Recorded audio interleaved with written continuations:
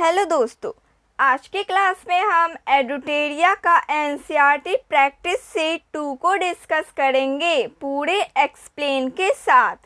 मेरा नाम प्रियंका है और मेरी क्लास में आप सभी का स्वागत है। एनसीईआरटी प्रैक्टिस सेट 2 यह आधार सीरीज है, इतिहास विषय का प्रश्न पत्र है। एनसीईआरटी क्लास 8 का ऑल चैप्टर है।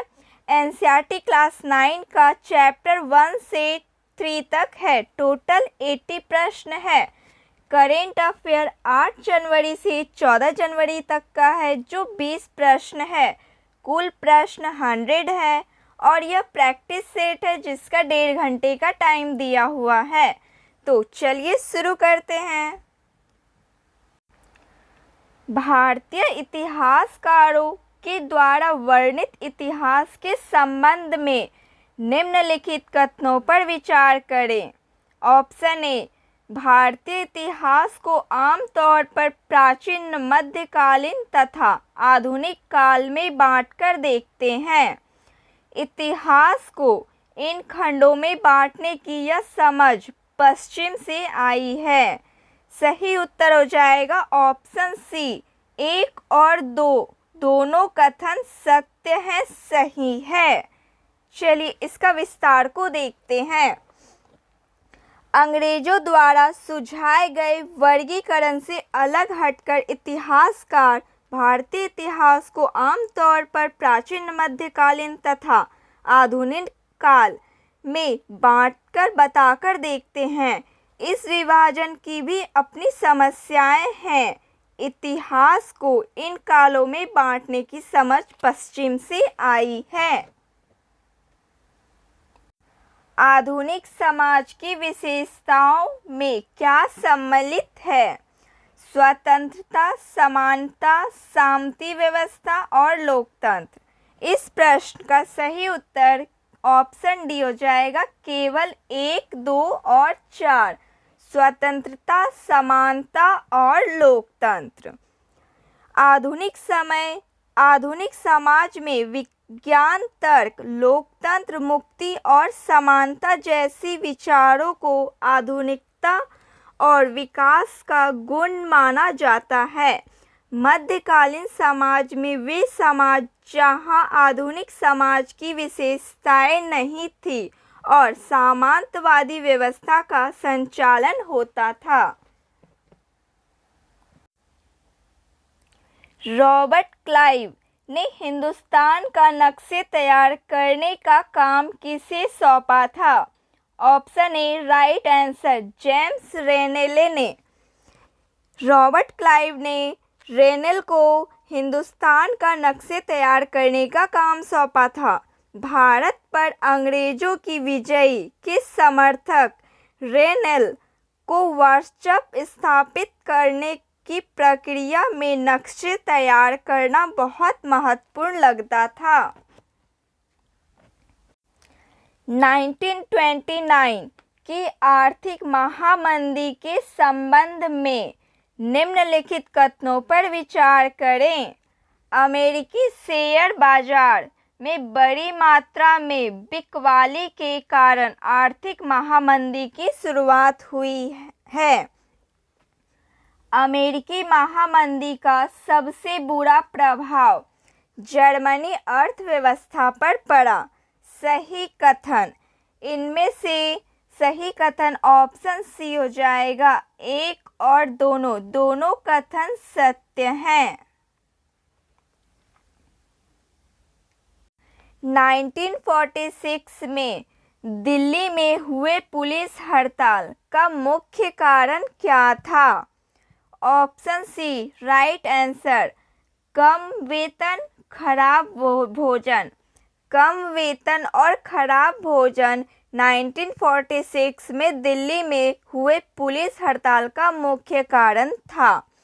1946 में हुए दिल्ली में पुलिस हड़ताल में 2000 से ज़्यादा पुलिस वालों ने अपने कम वेतन और पुलिस लाइन के बावर्ची खाने से आने वाले घटिया भोजन के खिलाफ खाना खाने से इनकार कर दिया।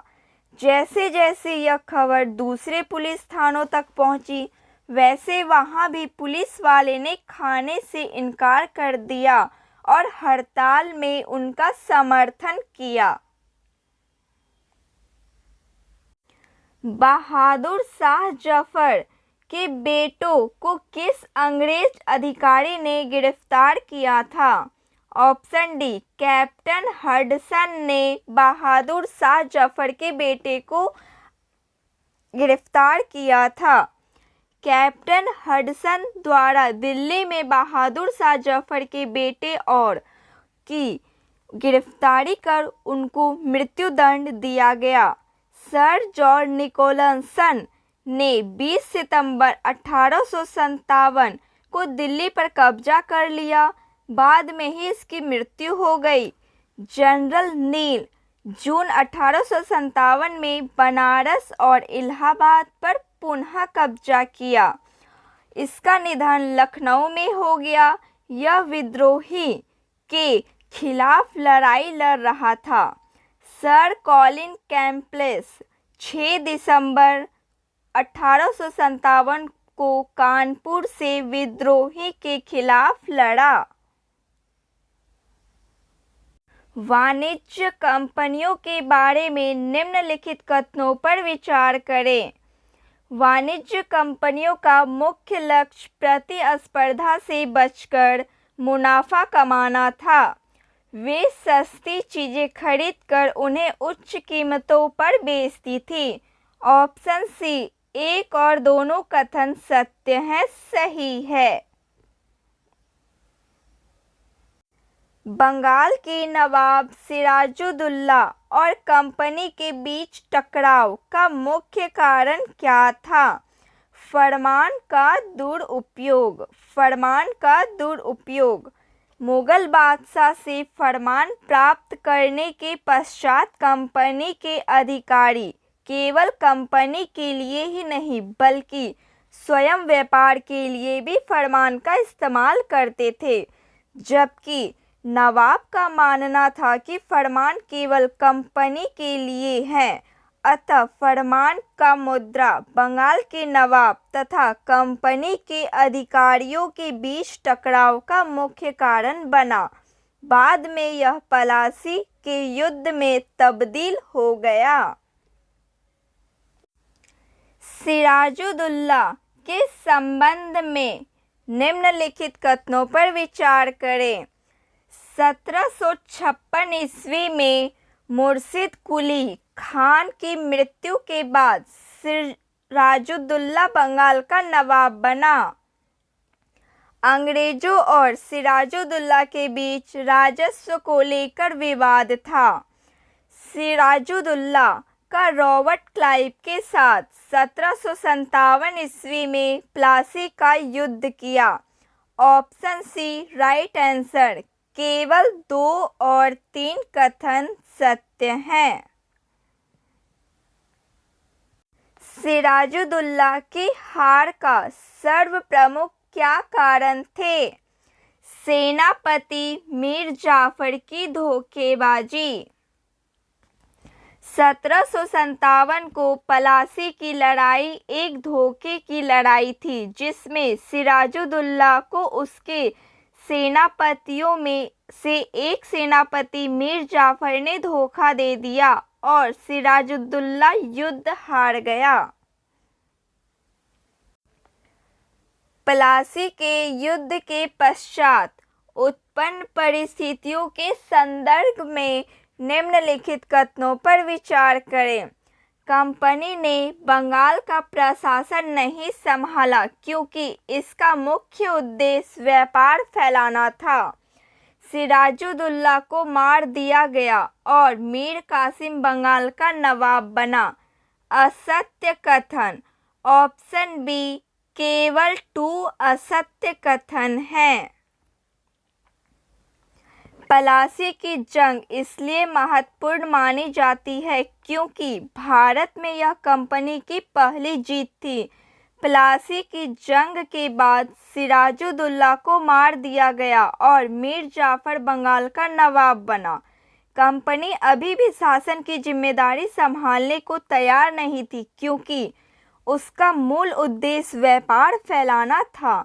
अगर यह काम स्थानीय शासकों की मदद से बिना लड़ाई ही किया जा सकता था तो राज्य को सीधे अपने कब्जे में लेने की आवश्यकता नहीं थी।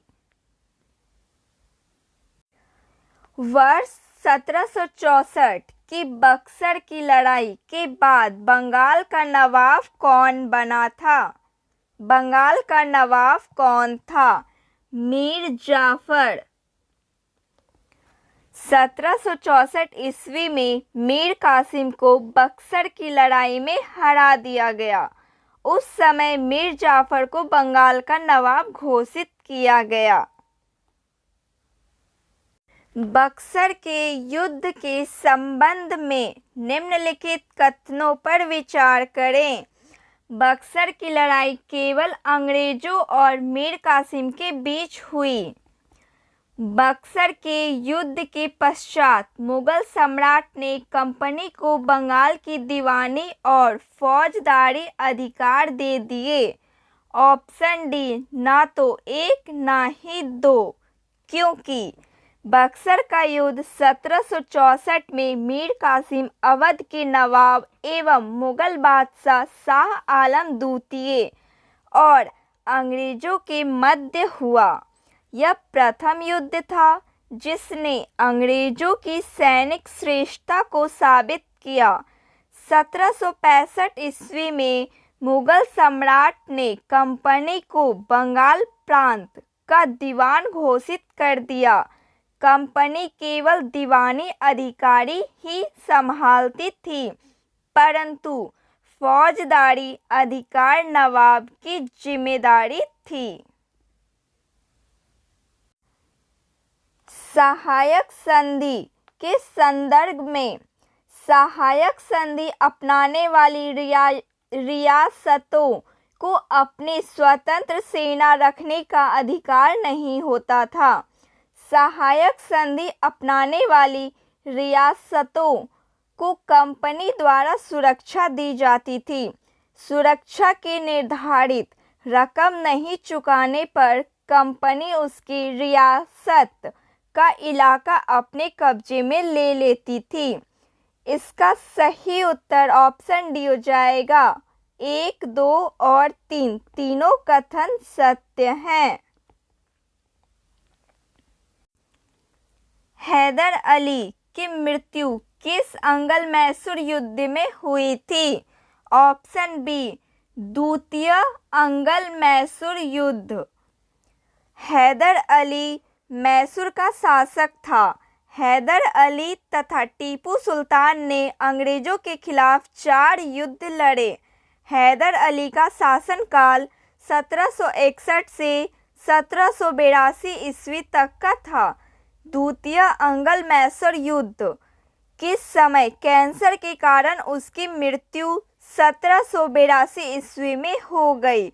उसके पश्चात टीपू सुल्तान ने युद्ध का नेतृत्व किया। टीपू सुल्तान ने अंग्रेजों के खिलाफ निम्न में से कौन से कदम उठाए? 1786 ईस्वी में टीपू सुल्तान ने अपने रियासतों के अंतर्गत पड़ने वाले बंदरगाह से चंदन की लकड़ी, काली मिर्च और इलायची का निर्यात रोक दिया। उसने फ्रांसीसी व्यापारियों के साथ घनिष्ठ संबंध विकसित किए। फ्रांसीसियों की मदद से अपनी सेना का आधुनिकीकरण किया। सत्य कथन ऑप्शन बी केवल 2 और 3 है। 1799 में टीपू के हार के परिणाम के संबंध में श्रीरंगपट्टनम की रक्षा करते हुए टीपू मारा गया। वोडियार राजवंश के हाथों में मैसूर की सत्ता सौंप दी गई। मैसूर पर सहायक संधि सौंप दी गई। इनमें से ऑप्शन डी राइट आंसर। तीनों कथन सत्य है। सर्वोच्चता की नीति किसके द्वारा आरंभ की गई थी? Lord Hangston, Lord Hastings, option D Lord Hasting. 19वीं सदी की शुरुआत में कंपनी क्षेत्र विस्तार की आक्रामक नीति पर चल रही थी। औद्योगिक क्रांति के पश्चात बाजार की मांग के कारण इस नीति को अपनाया गया। लॉर्ड हेस्टिंग्स के नेतृत्व में सर्वोच्चता की नीति प्रारंभ की गई। कंपनी का दावा था कि उसकी सत्ता सर्वोच्च है, इसीलिए वह भारतीय राज्यों से ऊपर है।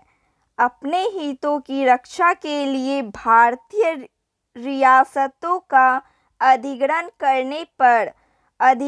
करने या उसके अधिग्रहण करने की धमकी देने का अधिकार उसके पास मानती थी। यह सोच बाद में भी अंग्रेजों की नीतियों में दिखाई देती रही। रानी चेन्नम्मा के संबंध में। रानी चेन्नम्मा का संबंध कर्नाटक से है। रानी चेन्नम्मा अंग्रेजों के खिलाफ अहिंसक आंदोलन करने वाली पहली शासिका थी। 1824 में उन्हें गिरफ्तार किया गया और 1829 में जेल में ही उनकी मृत्यु हो गई। सत्य कथन ऑप्शन बी है। केवल 1 और 3 कथन सत्य हैं।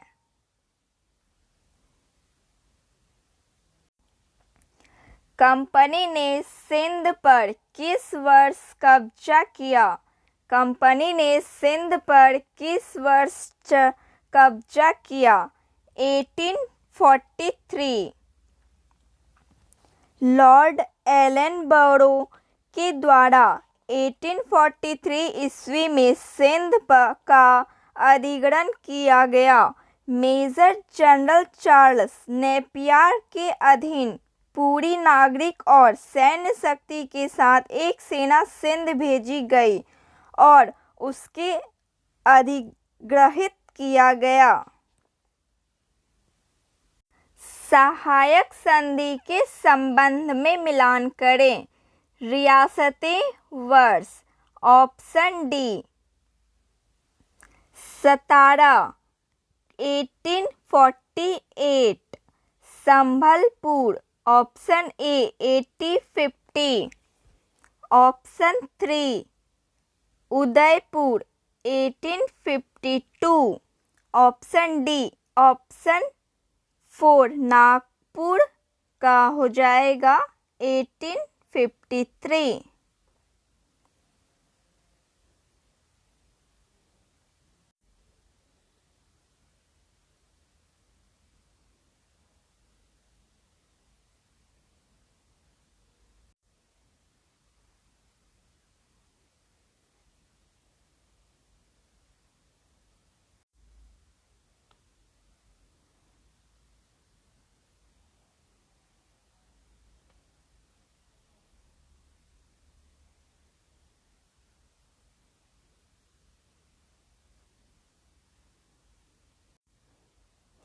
अवध के अधिकरण के संबंध में। अंग्रेजों ने अवध की जनता को कुशासन से आज़ाद कराने का तर्क देकर अवध का अधिग्रहण किया। अवध पर 1801 ईस्वी में सहायक संधि थोप दी गई थी। जनता अवध के नवाब से परेशान थी, अतः उन्हें अधिग्रहण का विरोध बड़े स्तर पर नहीं किया। सत्य कथन केवल 1 और 2 है। Option C right answer. Governor general Warren Hastings द्वारा लागू किए गए न्याय व्यवस्था की निम्नलिखित विशेषताएं थी। हर जिले में 2 अदालत बनाई गई, फौजदारी अदालत और दीवानी अदालत। दीवानी अदालतों की मुखिया यूरोपीय जिला कलेक्टर होते थे, जिसमें यूरोपीय पद्धति पर दीवानी कार्य किए जाते थे।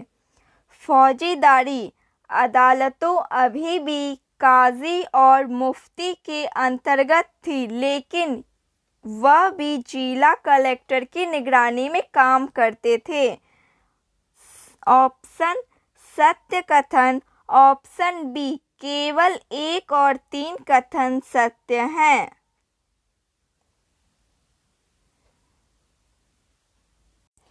वारेन हेस्टिंग पर किसने इंग्लैंड में महाभियोग चलाया था? ऑप्शन डी एडमंड बर्ग। जब वारेन हेस्टिंग्स 1785 में इंग्लैंड लौटा तो एडमंड बर्ग ने उस पर बंगाल का शासन सही ढंग से न चलने का आरोप जड़ दिया। इस आरोप से चलते हेस्टिंग पर ब्रिटिश संसद में महाभियोग का मुकदमा चलाया गया, जो 7 साल तक चला। ऐसा निश्चित ही संसद द्वारा कंपनी पर और पकड़ बनाने के लिए किया गया होगा। जिस समय बंगाल में अस्थायी बंदोबस्त लागू किया गया, उस समय बंगाल का गवर्नर जनरल कौन था? Option B Lord Cornwallis. एक वाणिज्यवादी कंपनी के रूप में अपने राजस्व आय के बारे में आश्वस्त रहने के लिए कंपनी को जमीन में निवेश करना और खेती में सुधार लाना जरूरी था। इसी आवश्यकता को आधार बनाकर कंपनी ने अस्थायी बंदोबस्त व्यवस्था को बंगाल में लागू किया, जिसमें जमींदारों को लगान वसूली का हक दे दिया। उसके द्वारा चुकाई जाने वाली राशि अस्थायी रूप से तय कर दी। जिस समय अस्थायी बंदोबस्त लागू किया गया, उससे समय कॉर्नवालिस 1793 बंगाल का गवर्नर जनरल था। अस्थायी बंदोबस्त के संबंध में अस्थायी बंदोबस्त का लाभ प्रारंभ में कंपनी को मिला, मगर बाद में ही उन्हें जमींदारों की अपेक्षा कम लाभ प्राप्त हुआ। अस्थायी बंदोबस्त का रकम ज़्यादा होने के कारण कई जमींदारों की जमींदारी राजस्व चुकाने में विफल होने के कारण छीन ली गई। किसानों के लिए यह व्यवस्था दमनकारी सिद्ध हुई, क्योंकि लगान की रकम बहुत ज़्यादा थी और जमीन पर उसका अधिकार सुरक्षित नहीं था। असत्य कथन का चयन करें, इसमें से कोई नहीं। Option D right answer. East India company एक वाणिज्य कंपनी के रूप में अपनी आय को निश्चित करने के लिए अस्थायी बंदोबस्त भू राजस्व व्यवस्था बंगाल में लागू किया। इस व्यवस्था के अंतर्गत भू राजस्व की रकम निश्चित कर दी गई और जमींदारों को भूमि का स्वामी घोषित कर रियायतों से भू राजस्व वसूलने का कार्य दिया गया। भू राजस्व की रकम बहुत ज़्यादा होने के कारण कई बार जमींदार भी कुल रकम चुकाने में असमर्थ हो जाते और उनकी संपत्ति नीलाम कर दी जाती थी। महालवाड़ी व्यवस्था लागू करते समय बंगाल का गवर्नर जनरल कौन था? Option B Lord Hasting. महालवाड़ी व्यवस्था हॉट मैकेंजी नामक एक अंग्रेज अधिकारी ने 1822 में लागू किया। यह व्यवस्था बंगाल प्रेसिडेंसी के उत्तर पश्चिम प्रांतों वर्तमान में उत्तर प्रदेश में पहली बार लागू किया गया। इस समय बंगाल का गवर्नर जनरल लॉर्ड हेस्टिंग्स था। महलवाड़ी व्यवस्था के संबंध में अलेक्जेंडर रीड ने इसे पहली बार लागू किया। यह व्यवस्था महल, जो गांव का समूह होता था, उससे की जाती थी। भू राजस्व की रकम निश्चित रूप से तय कर दी जाती थी, जिसका चुकता करने की जिम्मेदारी सामूहिक रूप से महल की होती थी। ऑप्शन ए केवल टू कथन सत्य है।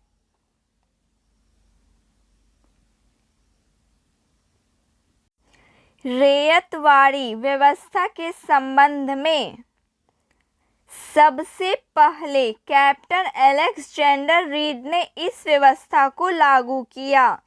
भू राजस्व वसूलने की व्यवस्था किसी संस्था या जमींदारों से न करके सीधे रैयतों से किया गया। सत्य कथन ऑप्शन सी 1 और 2 दोनों कथन सत्य हैं।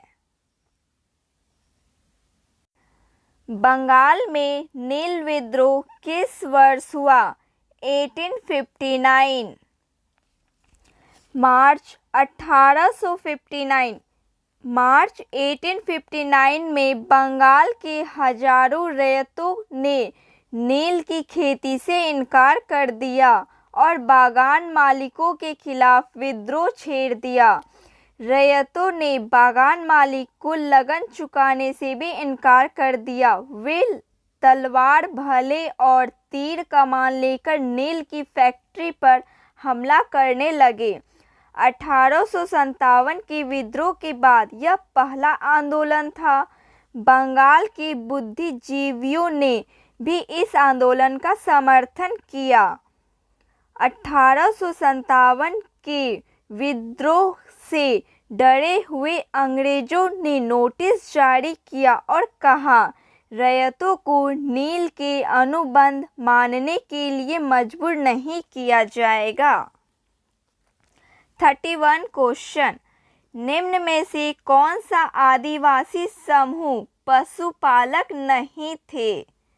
कौन सा आदिवासी समूह पशुपालक नहीं थे? Option D Baiga.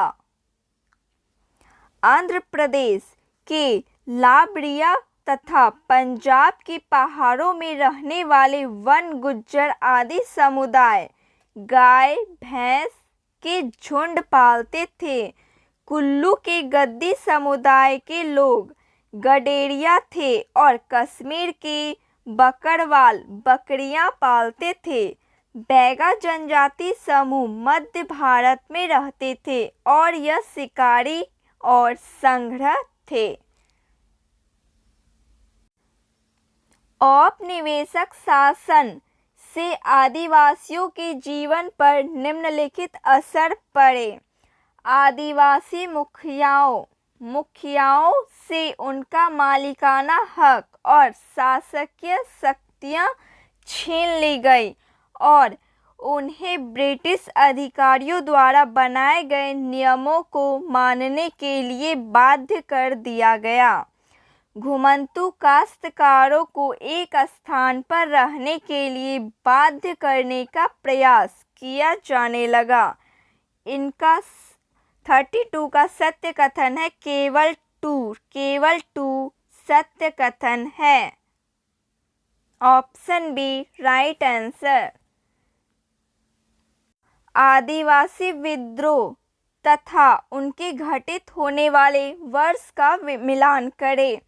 आदिवासी विद्रोह वर्ष। Option C right answer. Santhal विद्रोह 1855, कोल विद्रोह 1831, वर्ली विद्रोह 1940, बस्तर विद्रोह 1910। Option C right answer. Birsa Munda के संदर्भ में। बिरसा मुंडा समाज में सुधार के पक्षधर थे। वे एक स्थान पर टिककर खेती करने और समूह में रहने और मदिरा पान से युवाओं को दूर रहने की सलाह दिए। वे जनेऊ धारण करते थे और शुद्धता व दया पर जोर देते थे। सत्य कथन ऑप्शन सी 1 और 2 दोनों कथन सत्य हैं। किस गवर्नर जनरल ने यह फैसला किया कि बहादुर शाह जफर आखिरी मुगल बादशाह होंगे? Option B Lord Canning. Company द्वारा भारत में सुधार के नाम पर ईसाई धर्म को प्रोत्साहित करने के लिए निम्न में से कौन से कदम उठाए गए? 1830 के बाद कंपनी ने ईसाई मिशनरियों को जमीन व संपत्ति जुटाने की छूट दे दी। 1850 में एक नया कानून बनाया गया जिसमें प्रावधान था कि अगर कोई भारतीय व्यक्ति ईसाई धर्म को अपनाता है उसे पुरखों की संपत्ति पर पहले जैसा अधिकार मिलेगा। ऑप्शन सी 1 और 2 दोनों कथन सत्य हैं। मंगल पांडे को किस दिन फांसी दी गई थी?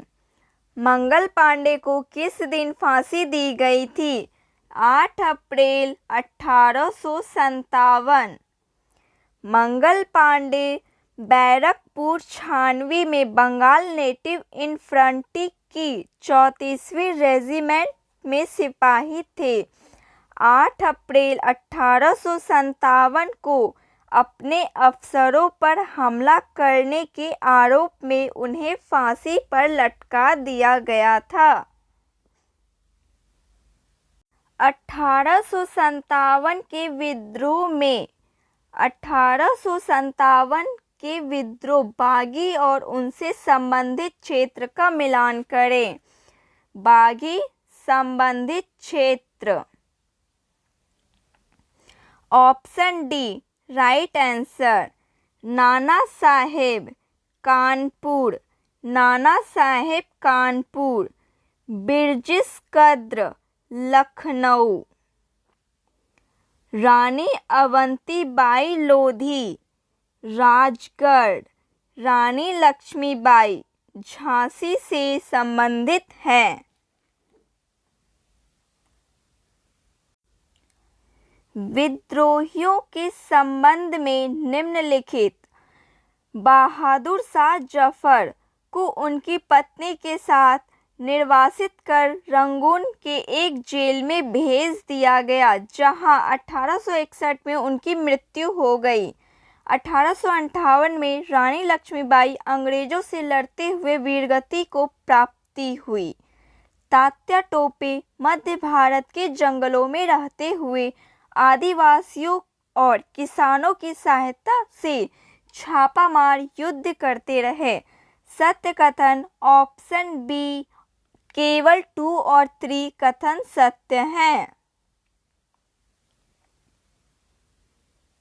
1857 के विद्रोह के बाद अंग्रेजों ने अपनी नीतियां में निम्नलिखित बदलाव किए। ईस्ट इंडिया कंपनी के सारे अधिकार ब्रिटिश साम्राज्य के हाथ में सौंप दिए गए एवं एक परिषद का गठन किया जिसे इंडिया काउंसिल कहा गया। डलहौजी के व्यापकता के सिद्धांत को त्याग दिया गया और स्थानीय शासकों को दत्तक पुत्रों को सत्ता सौंपने की छूट दी गई। अंग्रेजों ने भारतीय लोगों के धर्म और सामाजिक रीति रिवाज का सम्मान करने का फैसला किया। राइट आंसर ऑप्शन डी 1, 2 और 3 तीनों कथन सत्य हैं। एशियाटिक सोसाइटी ऑफ बंगाल की स्थापना किसने की? Williams Jones. Williams Jones Asiatic Society of Bengal की स्थापना की। बनारस में हिंदू कॉलेज की स्थापना किस गवर्नर जनरल के शासनकाल में हुई थी? Lord Cornwallis. Lord Cornwallis. Macaulay के मिंटस के आधार पर किस वर्ष अंग्रेजी शिक्षा का अधिनियम पारित किया गया? 1835। 1835। मैकाले के मिंटस के आधार पर 1835 वर्ष अंग्रेजी शिक्षा का अधिनियम पारित किया गया। 1854 के वुड्स डिस्पैच के संबंध में वुड के नीति पत्र में यूरोपीय शिक्षा से भारतीयों के नैतिक चरित्र उत्थान का तर्क दिया गया। वुड के नीति पत्र के आधार पर 1854 में सरकारी विभाग का गठन किया गया ताकि शिक्षा संबंधी सभी मामलों पर सरकार का नियंत्रण किया जा सके। इस दस्तावेज में अंग्रेज शिक्षा का एक व्यवहारिक लाभ आर्थिक क्षेत्र में भी बताया गया। ऑप्शन डी 1, 2 और 3 तीनों कथन सत्य हैं। महात्मा गांधी के शिक्षा संबंधी विचारों के संबंध में महात्मा गांधी अंग्रेजी शिक्षा के खिलाफ थे।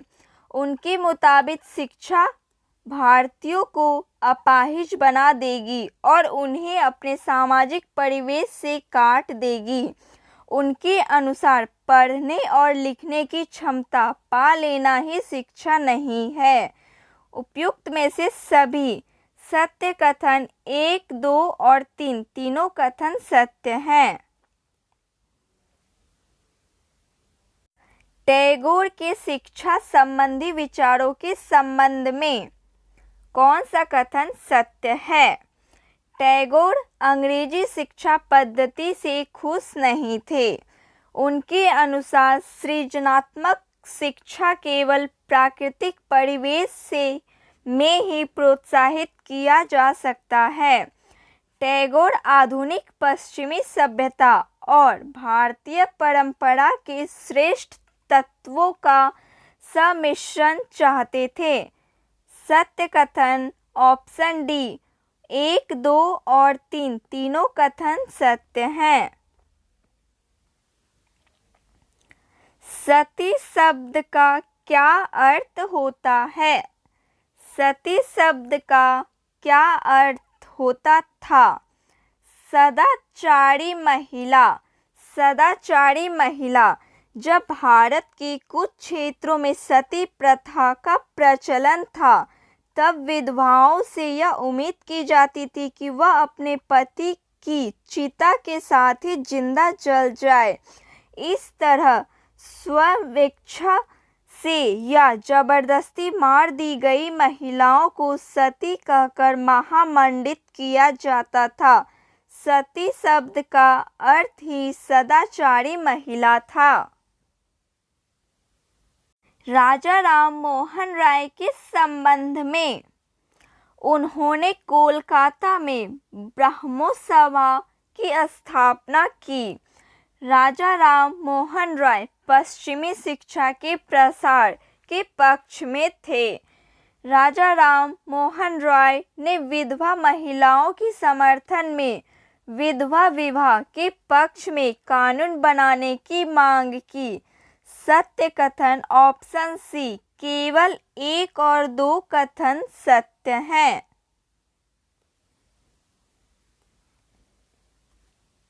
प्राचीन ग्रंथों का हवाला देकर किसने समाज सुधार की पहल प्रारंभ की? राजा राम मोहन राय। राजा राम मोहन राय ने प्राचीन ग्रंथों का हवाला देकर समाज सुधार की पहल प्रारंभ की। विधवा विवाह का कानून किस गवर्नर जनरल के शासनकाल में पारित किया गया? Lord Canning. लॉर्ड कैनिंग के समय विधवा विवाह का कानून जनरल शासन में पारित किया गया। Lord Canning. लड़कियों के स्कूल खोलने वाले सुधारकों व उनके क्षेत्र का मिलान। सुधारक क्षेत्र ऑप्शन डी ईश्वर चंद्र विद्यासागर कोलकाता, ज्योतिबा राव फूले महाराष्ट्र, आर्य समाज पंजाब, भोपाल की Begum Aligarh. Option D right answer. निम्नलिखित कथनों पर विचार करें। ताराबाई शिंदे ने स्त्री पुरुष तुलना नाम की किताब प्रकाशित की। पंडिता रामाबाई ने हिंदू धर्म में उपस्थिति लगभग सभी जातियों की हिंदू महिलाओं की दुर्दशा पर एक किताब लिखी। सत्य कथन केवल एक। Option A right answer.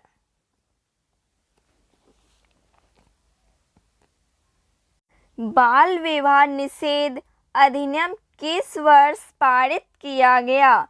1929।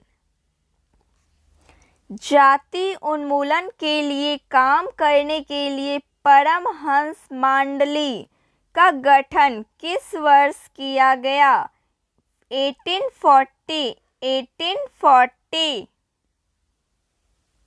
जाति सुधार आंदोलन के संबंध में सतनामी आंदोलन की शुरुआत घासीदास ने पश्चिम भारत में की।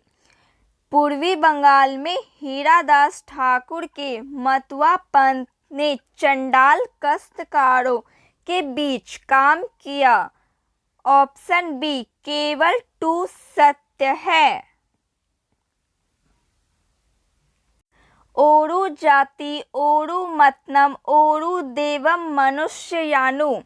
मानवता की एक जाति, एक धर्म, एक ईश्वर। यह कथन किसका है? श्री नारायण गुरु। यह कथन श्री नारायण गुरु का है।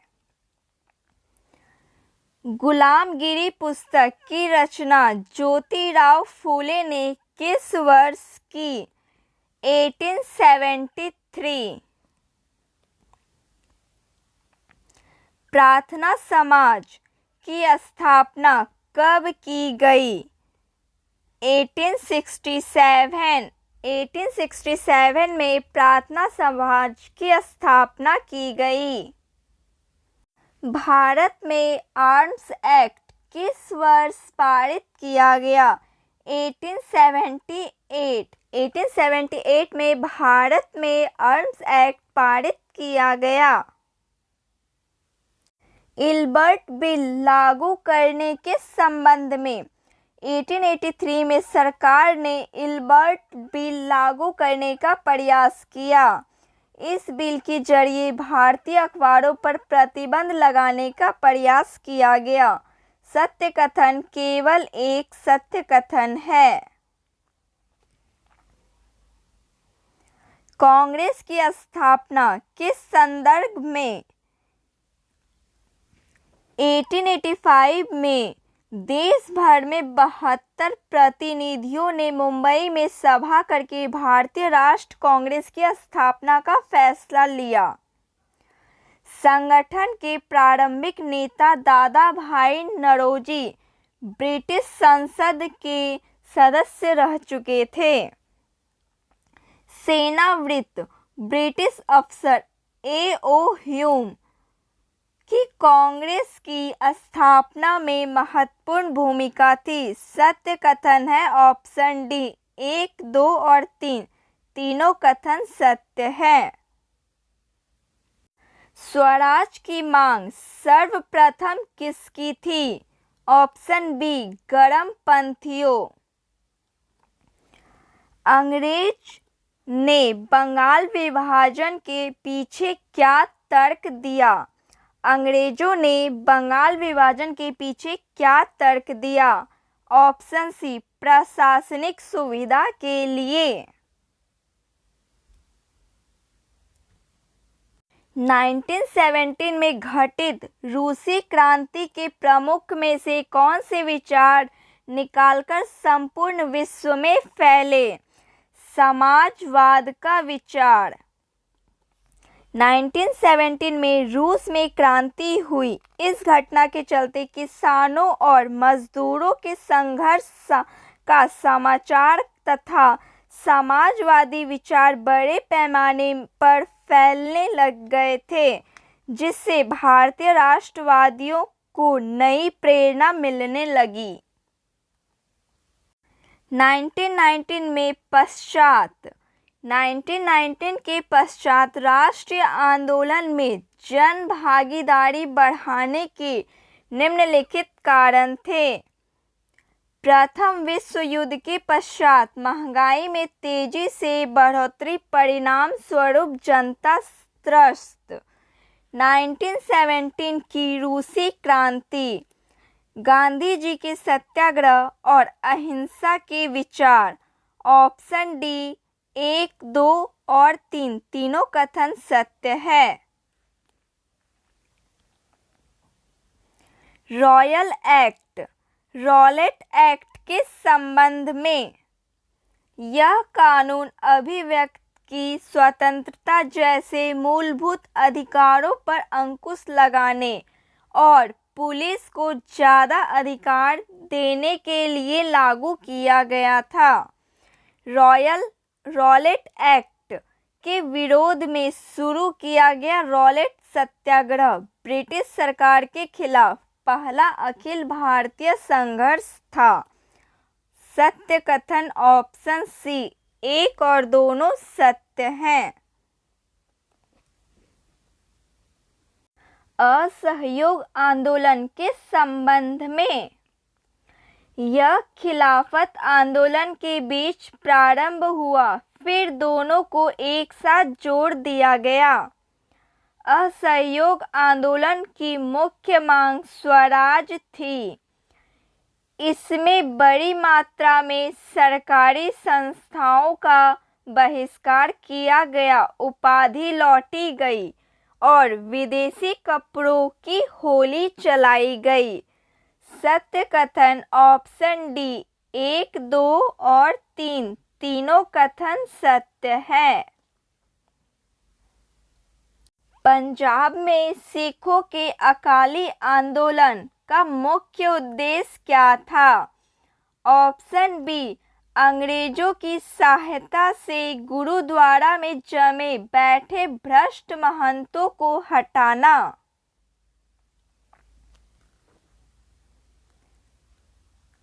नाइनटीन 1929 में पारित पूर्ण स्वराज प्रस्ताव से संबद्ध निम्नलिखित कथनों पर विचार करें। सुभाष चंद्र बोस की अध्यक्षता में यह प्रस्ताव पारित किया गया। इस प्रस्ताव के अधिकार पर 26 नवंबर 1930 को पूरे देश में स्वतंत्रता दिवस मनाया गया। सत्य कथन ऑप्शन डी ना 1 और ना ही 2, क्योंकि 1929 ईस्वी में जवाहरलाल नेहरू की अध्यक्षता में पूर्ण स्वराज का प्रस्ताव पारित किया गया। इस प्रस्ताव के आधार पर 26 जनवरी 1930 को पूरे देश में स्वतंत्रता दिवस मनाया गया। भगत सिंह के संबंध में। भगत सिंह ने वर्ष 1924 को दिल्ली स्थित फिरोज शाह कोटला में हिंदुस्तान सोशलिस्ट रिपब्लिकन एसोसिएशन की स्थापना की। 17 दिसंबर 1928 को अपने साथियों के साथ सार्डस नामक पुलिस अफसर की हत्या की। 1929 ईस्वी में केंद्र विधान परिषद में बम फेंका। सत्य कथन है ऑप्शन सी, केवल 2 और 3 कथन सत्य हैं। राष्ट्रीय आंदोलन से संबंधित 1935 का गवर्नमेंट ऑफ इंडिया एक्ट में प्रांतीय स्वायत्तता का प्रावधान किया गया था। 1937 में प्रांत विधायिकाओं के चुनाव में कांग्रेस को 11 में से 7 प्रांतों में कांग्रेस की सरकार बनी थी। सत्य कथन ऑप्शन सी, 1 और 2 दोनों कथन सत्य हैं। किस वर्ष मुस्लिम लीग ने स्वतंत्र राज्य की मांग करते हुए एक प्रस्ताव पारित किया था? 1940 में मुस्लिम लीग ने देश में पश्चिम और पूर्वी क्षेत्र में मुसलमान के लिए स्वतंत्र राज्यों की मांग करते हुए एक प्रस्ताव पारित किया। इस प्रस्ताव में विभाजन या पाकिस्तान का जिक्र नहीं था। 73 क्वेश्चन, सुभाष चंद्र बोस के संबंध में। वे समाजवादी विचार वाले नेता थे। उन्हें आज़ाद हिंद फौज का नेतृत्व किया। ऑप्शन सी, केवल 1, ऑप्शन सी 1 और 2 दोनों कथन सत्य हैं। भारतीय इतिहास में दर्ज बब्बर प्रत्यक्ष कार्यवाही दिवस मुस्लिम लीग द्वारा कब प्रारंभ किया गया? 16 अगस्त 1946। मॉन्टेस्क्यू के संबंध में इसमें द स्पिरिट ऑफ लॉ नामक पुस्तक की रचना की। इस पुस्तक में सत्ता के शक्ति के विभाजन की बात लिखी गई है। ऑप्शन सी 1 और 2 दोनों कथन सत्य है। फ्रांस की नेशनल असेंबली के संबंध में 1971 के संविधान के कानून बनाने का अधिकार नेशनल असेंबली को सौंप दिया गया। नेशनल असेंबली अप्रत्यक्ष रूप से चुनी जाती थी। 25 वर्ष से अधिक उम्र वाले सभी नागरिकों को वोट देने का अधिकार था। ऑप्शन सी, केवल 1 और 2 कथन सत्य है।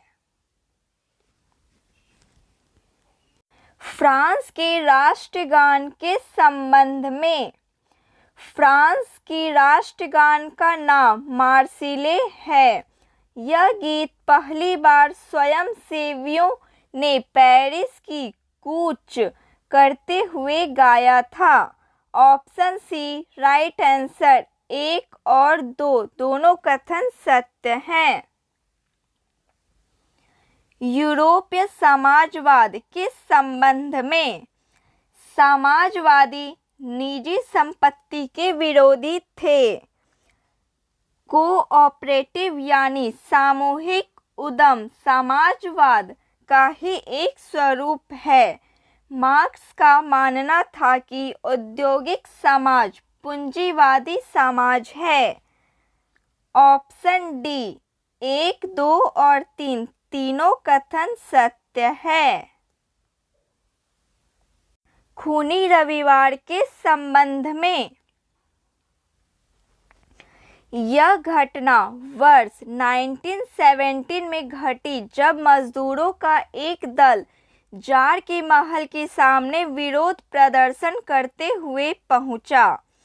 मजदूर कार्य अवधि घटाकर 8 घंटे करने का वेतन वृद्धि और कार्य स्थिति में सुधार की मांग कर रहे थे। ऑप्शन बी केवल दो कथन सत्य है। जर्मनी को आर्थिक संकट से निकलने के लिए अमेरिकी सरकार ने कौन सी योजना बनाई? डॉस योजना। जर्मनी में फ्रांस के विरोध में बड़ी संख्या में कागजी मुद्रा छापी जाने लगी। परिणाम स्वरूप जर्मनी की मुद्रा मार्क की मूल्य तेजी से गिरने लगा। जर्मनी अति मुद्रास्फीति के संकट से जूझने लगा। जर्मनी को आर्थिक संकट से निकलने के लिए अमेरिकी सरकार ने डॉस योजना लाई। 81 से 100 तक करेंट अफेयर के सवाल हैं। विश्वविद्यालय अनुदान आयोग द्वारा हाल ही में मूल्य प्रभाव 2.0 दिशा निर्देश जारी किए गए हैं। मूल्य प्रभाव 2.0 दिशा निर्देशों के संदर्भ में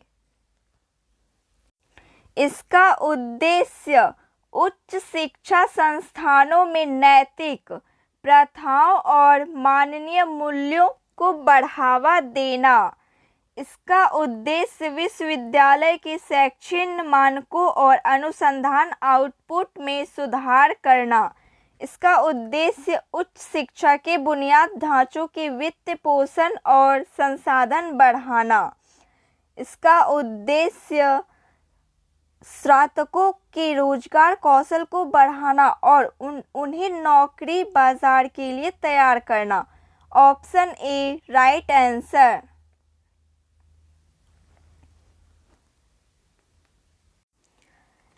निम्नलिखित में से कौन सा बायो इमेजिंग बैंक का प्राथमिक उद्देश्य है?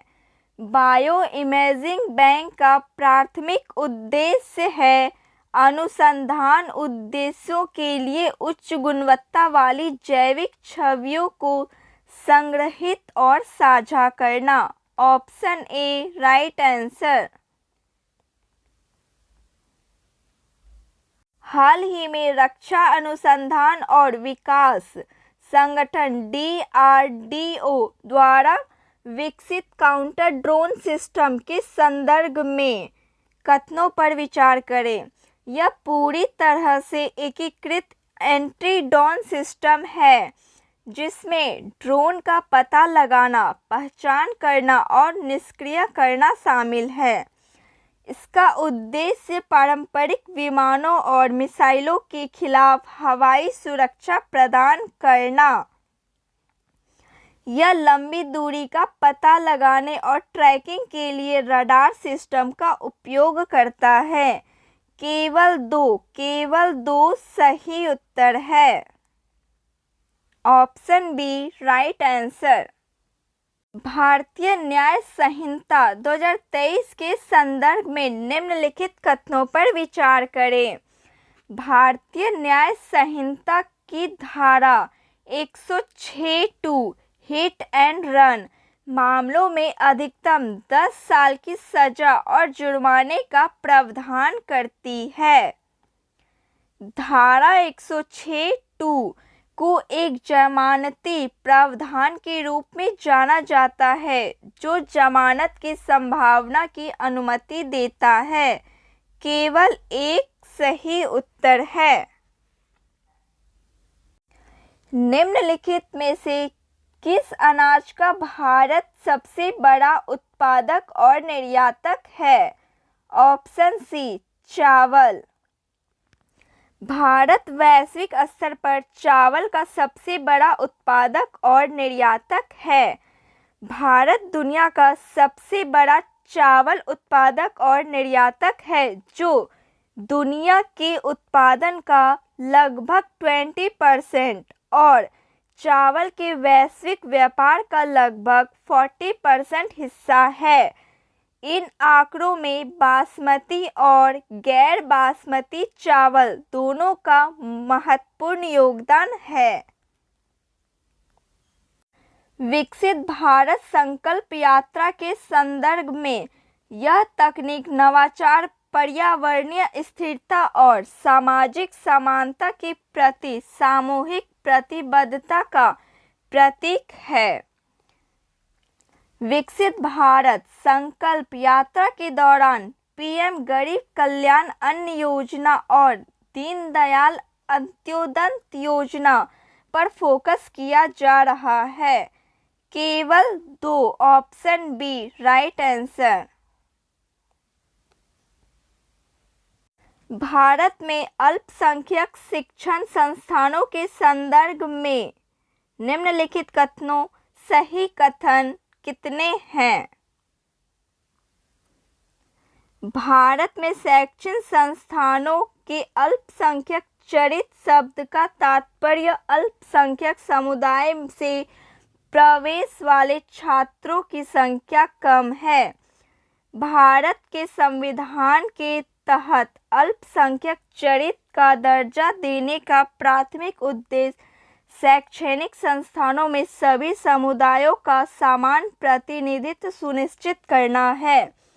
यदि कॉलेज को अल्पसंख्यक चरित्र का दर्जा दिया गया तो विश्वविद्यालय अनुदान आयोग यूजीसी इस स्थिति को निर्धारित करने के लिए संरक्षित के लिए जिम्मेदार है।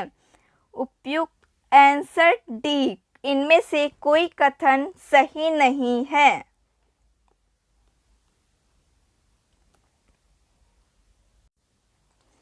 कौन सा निकाय देशों के बीच कानूनी विवादों को निपटाने और संयुक्त राष्ट्र महासभा, संयुक्त राष्ट्र सुरक्षा परिषद और विशेष एजेंसियों द्वारा संदर्भित कानूनों प्रश्न का सलाहकार राय देने के लिए जिम्मेदार है? ऑप्शन बी अंतर्राष्ट्रीय न्यायालय आईसीजे। विमानन में उड़ान ड्यूटी सीमा एफडीटीएल का उद्देश्य निम्नलिखित कौन सा है? ऑप्शन बी चालक के सदस्य के ड्यूटी पर रहने के कुल समय को सीमित करने के लिए, जिसमें उड़ान और गैर उड़ान दोनों कर्तव्य शामिल है। Option B. निम्नलिखित में से किस राज्य में ईगल नेस्ट वन्यजीव अभयारण्य स्थित है? Option B Arunachal Pradesh.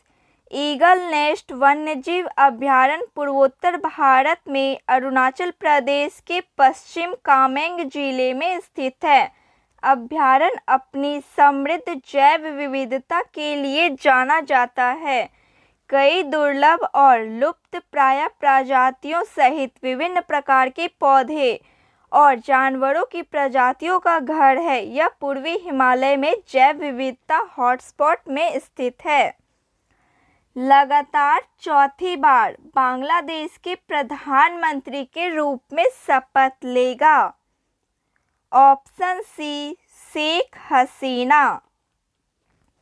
अवामी लीग की अध्यक्ष शेख हसीना लगातार चौथी बार बांग्लादेश की प्रधानमंत्री के रूप में शपथ लेगी। बांग्लादेश के राष्ट्रपति ढाका में नए प्रधानमंत्री को शपथ दिलाएंगे। साथ ही 25 मंत्रियों और 11 राज्य मंत्रियों के भी शपथ लेने की संभावना है। हाल ही में संपन्न हुए चुनावों में अवामी लीग में जबरदस्त जीत हासिल की थी। भारत के पहले डार्क स्काई पार्क का खिताब किस टाइगर रिजर्व को मिला? ऑप्शन बी पेंच टाइगर रिजर्व। महाराष्ट्र का पेंच टाइगर रिजर्व भारत का पहला और एशिया का 5वां डार्क स्काई पार्क वाला टाइगर रिजर्व बन गया है। डार्क स्काई पार्क से रात्रि आकाश की सुरक्षा करने और प्रकाश प्रदूषण लाइट पॉल्यूशन को कम करने में मदद मिलती है। अंतर्राष्ट्रीय प्राकृतिक संरक्षण संघ IUCN प्राकृतिक संरक्षण और संरक्षित क्षेत्रों में परिस्थिति को बनाए रखने के लिए प्राकृतिक अंधेरे नेचुरल डार्कनेस को संरक्षित करने पर महत्व जोर देता है। दूरसंचार अधिनियम के संदर्भ में यह लचीली स्पेक्ट्रम आवंटन विधियों का परिचय देता है जो संचार प्रौद्योगिकी को प्रभावी तैनात के लिए महत्वपूर्ण है। अधिनियम बाजार की संघनता को कम करने और निष्पक्ष प्रतिस्पर्धा को समर्थन करने के लिए कार्यात्मक पृथ्वीकरण को बढ़ावा देता है। अधिनियम सार्वजनिक आपात स्थितियों के दौरान सरकार को महत्वपूर्ण शक्तियां देने से रोकता है, जिससे नागरिक की गोपनीयता सुरक्षित रहती है। सही कथन है ऑप्शन ए, केवल 1 और 2 कथन सत्य है। स्वच्छ सर्वेक्षण पुरस्कारों के संदर्भ में स्वच्छ सर्वेक्षण भारत भर के शहरों और कस्बों में स्वच्छता, सफाई और स्वास्थ्य रक्षा का एक वार्षिक सर्वेक्षण है। स्वच्छ सर्वेक्षण के तहत शहरों के मूल्यांकन के लिए अपशिष्ट प्रबंधन में समुदाय भागीदारी और व्यवहार परिवर्तित पर फोकस करने में से एक है। स्वच्छ सर्वेक्षण आवास और शहरी मामलों के मंत्रालय द्वारा कार्यान्वयन भागीदारी के रूप में क्वालिटी काउंसिल ऑफ इंडिया के साथ आयोजित किया जाता है। ऑप्शन सी, केवल 1 और 3 कथन सत्य है। Green fuels alliance India GFAI के संदर्भ में गठबंधन का लक्ष्य भारत को हरित हाइड्रोजन उत्पादन और निर्यातक में वैश्विक नेता के रूप में स्थापित करना है। यह डेनमार्क और भारत के बीच एक गठबंधन है। हरित ईंधन प्रौद्योगिकियों पर संयुक्त अनुसंधान और विकास परियोजनाओं को सुविधाजनक बनाना GFAI में शामिल सहयोग के प्रमुख क्षेत्र हैं। ऑप्शन डी राइट आंसर, 1, 2 और 3 तीनों कथन सत्य है। निम्नलिखित पर विचार करें। इसके लिए ठंडी जलवायु की आवश्यकता होती है। आदर्श विकास तापमान 18 से 30 डिग्री सेल्सियस की सीमा के भीतर आता है। इसके तटस्थ पीएच वाली अच्छी जल निकास वाली दोमट मिट्टी में उगाया जाता है। यह हल्की ठंड को सहन कर सकता है, लेकिन अत्यधिक गर्मी के प्रति संवेदनशील है। निम्न में से किस फसल के लिए उपयुक्त जलवायु परिस्थितियों की आवश्यकता होती है? ऑप्शन बी, दाल के लिए। निम्नलिखित कथनों पर विचार करें। iSTEAM भारतीय विज्ञान प्रौद्योगिकी और इंजीनियरिंग सुविधाएं मानचित्र, अनुसंधान एवं विकास, अनुसंधान और विकास सुविधाओं को साझा करने के लिए एक राष्ट्रीय वेब पोर्टल है।